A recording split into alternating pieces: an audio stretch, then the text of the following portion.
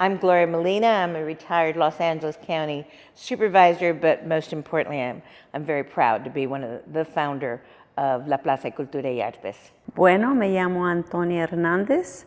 I am the president of the California Community Foundation and the co-founder with my comadre Gloria Molina of La Plaza. I'm Miguel Santana. I'm the president and CEO of the Weingart Foundation, and I was one of the worker bees that helped Gloria and Antonia put this together.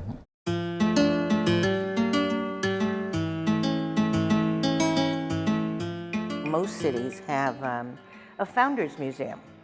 The city of Los Angeles does not have a founders museum, and of course it was founded by the Mexican pobladores and has become a very Mexican-American city. So we wanted a place to tell our stories. For me, this idea of a Mexican museum or Mexican-American museum started like 15 years before the realization of La Plaza. Quite frankly, this came to be because of the fact that Gloria was on the County Board of Supervisors. And it goes to show you the importance of having people like us in positions of authority, in positions of power. The idea of where to place the museum was really important. And it turned out to be perfect because this is where LA was found. And this is the beginnings of Los Angeles. At the end of the day, the location is a perfect location for us. This facility is a county facility. It's one of the county's museums. We can't underestimate how important it was that La Plaza is part of the infrastructure of county cultural centers. Congressman Esteban Torres was instrumental. This is something that he had dreamed about for a long, long time. In creating our mission, it was really wonderful to have this well-rounded kind of founding board of directors that we had.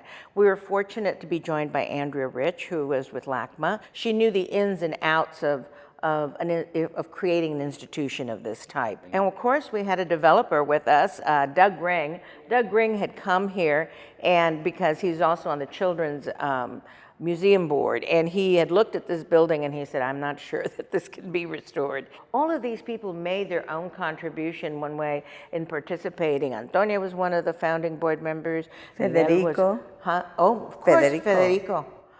Jimenez, who is Oaxacan and was a big part of it. And of course, he helped us with so much of the fundraising and understanding. Those were trying days, like anything else. It was very, very hard to begin. And sometimes you wanted to just walk away from it. But our mission was so very important. We persisted, and that's why today we're so successful. Well, this building we're in now didn't have a roof. It had no roof. The water came down, all the wood that we see around us was rotten.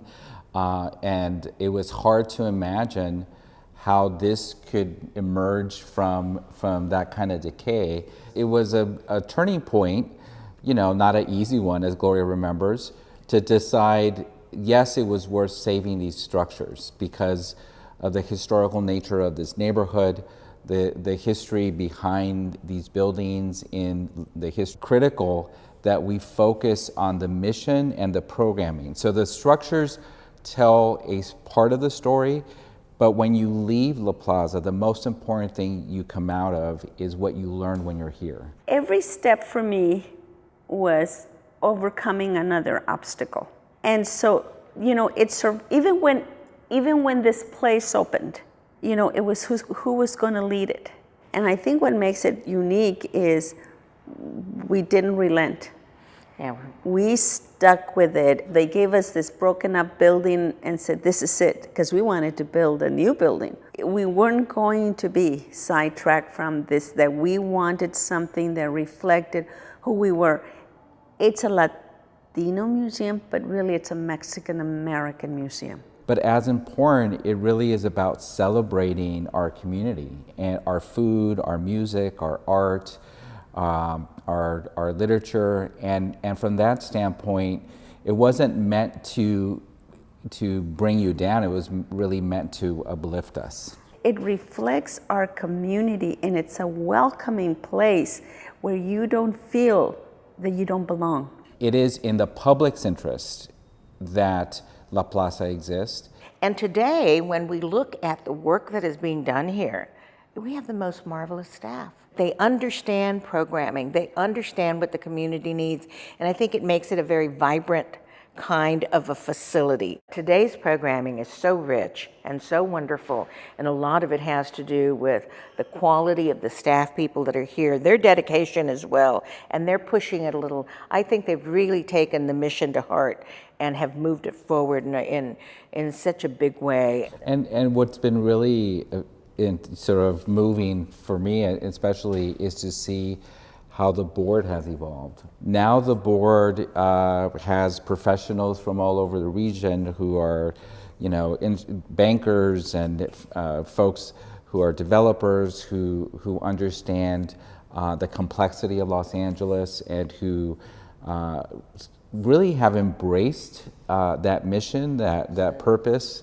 that vision, and really have taken it to the next level. And now we're going to be opening the cocina because we know that our food is one of the biggest contributions that we have made. So we're celebrating all of that. And so it's going to be exciting to share the historical aspects of our food. But let's be honest. Yes, I was going to say. This would have not happened without these two women.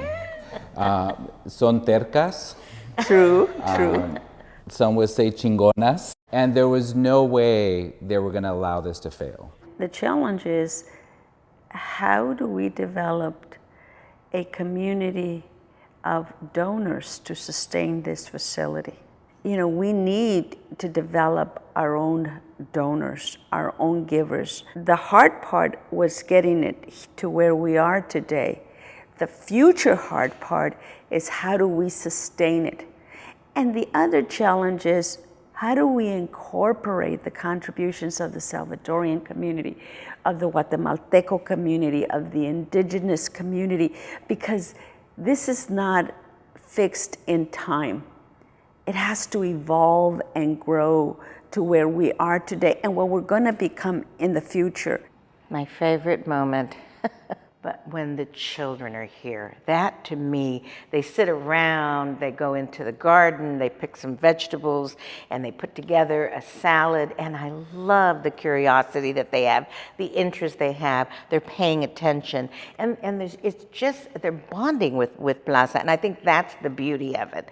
And I'm going to see them grow, and they're going to continue to come. I think it was, for me, it was the dinner in which we celebrated Linda Ronstadt.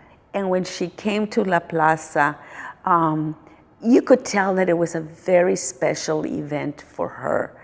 And to me, it was bringing that person to La Plaza to honor her. It was, okay, this is what La Plaza is about. Yeah, we have to raise money, and yes, we have to have dinners, but meaningful recognition of the people who are part of the struggle of our community. To me, that's what sticks in my mind. I just recently started a job at the Weingart Foundation, and I had an opportunity to meet with each member of the staff.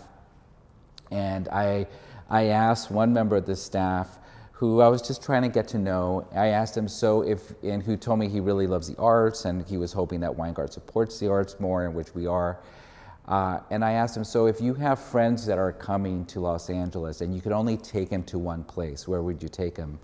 And he said, La Plaza de Cultura y Artes. He goes, have you heard of it? And I said, yes, I have.